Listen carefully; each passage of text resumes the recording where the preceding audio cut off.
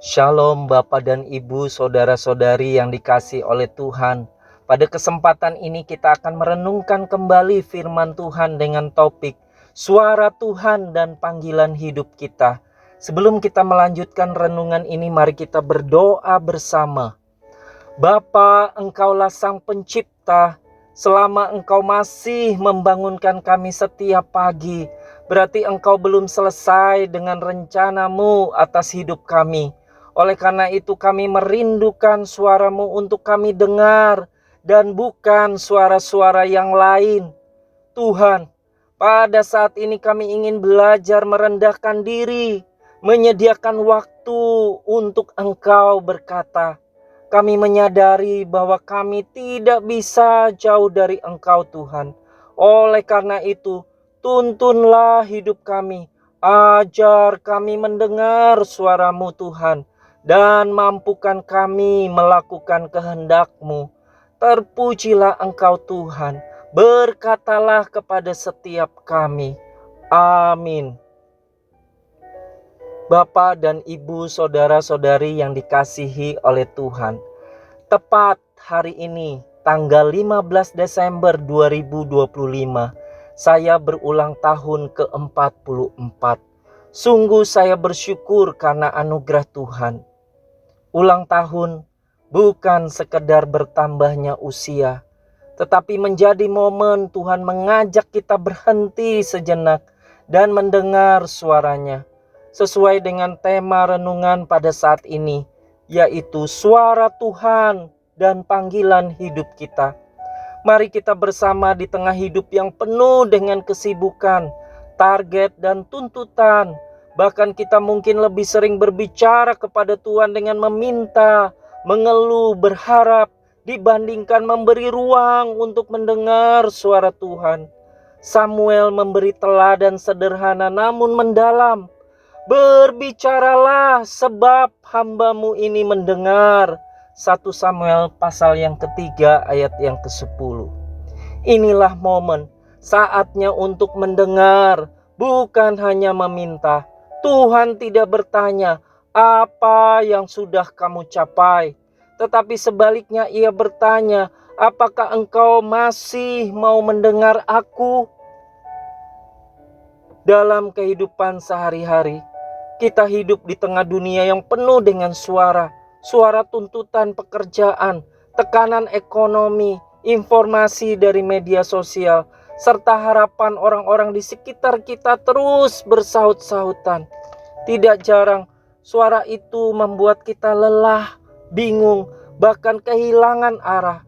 Di tengah kebisingan itu Tuhan mengingatkan kita melalui firman-Nya. Domba-dombaku mendengarkan suaraku, dan aku mengenal mereka dan mereka mengikut aku. Yohanes 10 ayat 27. Ayat ini menegaskan bahwa ciri orang percaya adalah mampu mengenali dan mengikuti suara Tuhan.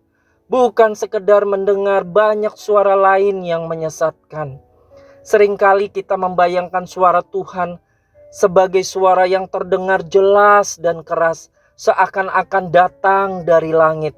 Di sisi lain, suara Tuhan juga bukanlah suara yang menekan atau membingungkan, melainkan suara Tuhan adalah suara yang menuntun kita kepada kebenaran dan damai sejahtera. Tuhan berbicara dengan berbagai cara, dan cara yang utama adalah melalui firman Tuhan. Mazmur 119 ayat 105 berkata, Firman-Mu itu pelita bagi kakiku dan terang bagi jalanku. Artinya, ketika kita membaca dan merenungkan firman Tuhan, sesungguhnya kita sedang membuka ruang bagi Tuhan untuk berbicara dan membimbing hidup kita. Banyak orang berkata ingin mendengar suara Tuhan, tetapi jarang menyediakan waktu untuk membaca Alkitab. Padahal suara Tuhan tidak akan pernah bertentangan dengan firman-Nya. Jika suatu dorongan atau keputusan menjauhkan kita dari kebenaran firman, maka jelas itu bukan berasal dari Tuhan. Selain melalui firman, Tuhan juga berbicara melalui Roh Kudus yang tinggal diam dalam hati orang percaya. Tuhan Yesus berkata, tetapi apabila Ia datang, yaitu Roh kebenaran, Ia akan memimpin kamu ke dalam seluruh kebenaran. Sebab Ia tidak akan berkata-kata dari dirinya sendiri, tetapi segala sesuatu yang didengarnya, itulah yang akan dikatakannya. Dan Ia akan memberitakan kepadamu hal-hal yang akan datang. Yohanes 16 ayat 13. Roh Kudus menegur ketika kita menyimpang, menguatkan ketika kita lemah, dan memberi damai ketika kita berada di jalur yang benar. Damai sejahtera yang berasal dari Tuhan bukanlah ketiadaan masalah, melainkan ketenangan batin di tengah situasi yang tidak mudah. Inilah yang seringkali menjadi penanda bahwa kita sedang melangkah sesuai kehendak Tuhan. Suara Roh Kudus bukan suara emosi sesaat, melainkan tuntunan yang membawa kita semakin menyerupai Kristus. Tuhan juga menyatakan suaranya melalui peristiwa dan proses kehidupan. Tidak jarang, Tuhan berbicara melalui pintu yang tertutup, rencana yang gagal, dan jalan hidup yang terasa berat. Dalam situasi seperti itu, Tuhan sedang membentuk karakter dan ketaatan kita. Yusuf, Daud, Paulus, dan banyak tokoh Alkitab mengalami suara Tuhan bukan dalam kenyamanan, tetapi dalam proses yang panjang dan tidak mudah. Melalui peristiwa hidup, Tuhan berbicara seperti dalam kitab Ibrani pasal yang ke-11 ayat yang pertama. Iman adalah dasar dari segala sesuatu yang kita harapkan dan bukti dari segala sesuatu yang tidak kita lihat. Dalam pengalaman iman seperti itu, Tuhan sedang bersuara kepada kita untuk bergantung kepadanya dan belajar taat. Meskipun kita belum memahami sepenuhnya maksud dari Tuhan itu apa. Tuhan menginginkan membentuk kita, bukan sekedar memberikan apa yang kita inginkan.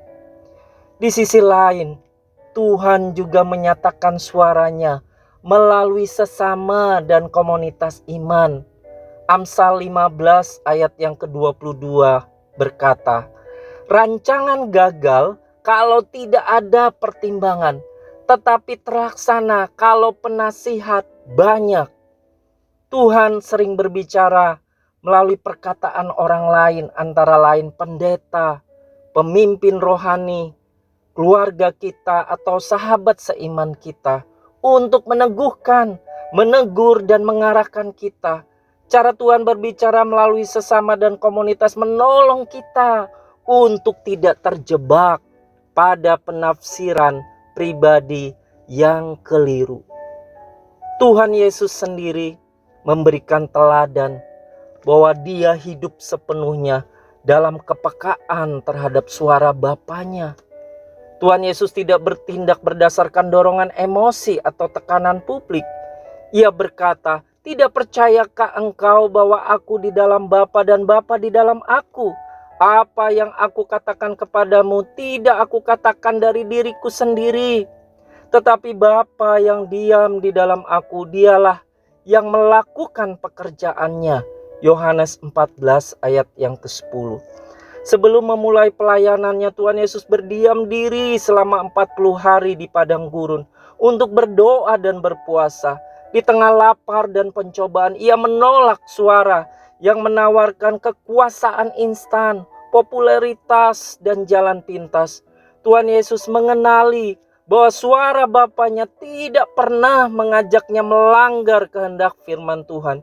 Ia memilih taat meskipun jalan yang ditempuh berakhir pada salib. Dalam kehidupan Nabi Musa, kita melihat bagaimana Tuhan sering memanggil dengan cara yang tidak lazim. Musa melihat semak yang menyala namun tidak terbakar. Ia sedang mengembalakan kambing domba, menjalani rutinitas yang biasa. Dari peristiwa ini, Tuhan memperlihatkan bahwa suaranya bisa datang di tengah keseharian, namun selalu mengarah kepada misi yang besar. Musa sempat menolak, merasa tidak layak dan tidak mampu. Tetapi suara Tuhan menyatakan dirinya kepadanya, "Aku adalah aku," mengajak Musa untuk percaya bahwa panggilan Tuhan selalu disertai penyertaan Tuhan. Di sisi lain, berbeda dengan Musa, Samuel justru mendengar suara Tuhan ketika masih sangat muda. Dalam keheningan malam, di tengah spiritualitas bangsa yang merosot, Tuhan memanggil Samuel secara pribadi. Ia tidak langsung mengenali suara Tuhan. Ia perlu bimbingan Imam Eli untuk belajar membedakan siapa yang berbicara kepadanya. Dari kisah ini kita belajar bahwa mengenali suara Tuhan seringkali merupakan proses yang harus dipelajari dengan kerendahan hati dan ketaatan, bukan sekedar pengalaman instan. Rasul Paulus sebagai contoh bagi kita bagaimana suara Tuhan kadang datang melalui peristiwa yang mengguncang. Ketika Paulus sedang menuju ke Damsyik dengan penuh semangat dan keyakinan bahwa ia sedang melayani Allah menurut pemahaman dia sendiri. Tetapi justru pada saat itulah Tuhan menghentikan dan mengubah arah hidupnya. Dari peristiwa ini kita melihat bahwa Tuhan berbicara ketika manusia berjalan terlalu jauh dalam kesalahannya. Namun tujuan suara Tuhan bukan untuk menghancurkan, melainkan mengubahkan dan menuntun kembali. Dalam kehidupan sehari-hari, mendengar suara Tuhan seringkali berarti memilih yang benar, bukan yang mudah. Ketika dunia mendorong kita untuk berkompromi demi kenyamanan, suara Tuhan justru mengajak kita untuk setia. Ketika banyak orang memilih jalan pintas, suara Tuhan memanggil kita untuk berjalan di jalan yang sempit namun benar. Kesetiaan dalam perkara-perkara kecil menjadi bukti bahwa kita sungguh mendengarkan dan menaati suaranya. Dalam kehidupan di masyarakat dan konteks Indonesia saat ini, di tengah berbagai persoalan sosial, krisis moral, dan ketidakadilan, suara Tuhan memanggil umatnya untuk hidup benar dan menjadi terang. Tuhan rindu agar gereja dan setiap orang percaya tidak hanya rajin beribadah, tetapi juga menghadirkan kasih, kejujuran, dan keadilan dalam kehidupan sehari-hari. Gereja dipanggil untuk kembali kepada kasih yang mula-mula menjadi saksi Kristus melalui tindakan nyata, bukan hanya melalui kata-kata. Tuhan berbicara bukan untuk memuaskan rasa ingin tahu kita, melainkan untuk menuntun hidup kita sesuai dengan panggilannya. Bapak, Ibu, serta saudara-saudari yang dikasihi oleh Tuhan, renungan ini mengajak kita untuk bercermin dan bertanya dengan jujur. Apakah kita sungguh ingin mendengar suara Tuhan? Atau sebenarnya kita hanya ingin Tuhan mengiyakan keinginan kita sendiri? Apakah hidup kita cukup tenang untuk mendengar Tuhan? Atau hidup kita selalu penuh dengan ambisi, kekhawatiran, dan kebisingan dari dunia ini? Selain itu, renungan ini mengajak kita bahwa suara Tuhan tidak dimaksudkan hanya untuk didengar, tetapi untuk ditaati.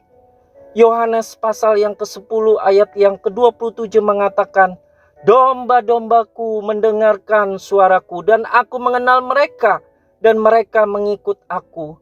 Mendengar tanpa ketaatan bukanlah mendengar yang sejati. Ketika kita memahami bagaimana Tuhan menyatakan suaranya melalui firman, Roh Kudus, peristiwa hidup, komunitas iman, maka kita akan semakin peka terhadap panggilan Tuhan dalam hidup kita. Ia memanggil setiap orang percaya untuk hidup selaras dengan kehendaknya, menjadi terang di tengah gelap. Terpujilah Tuhan. Amin.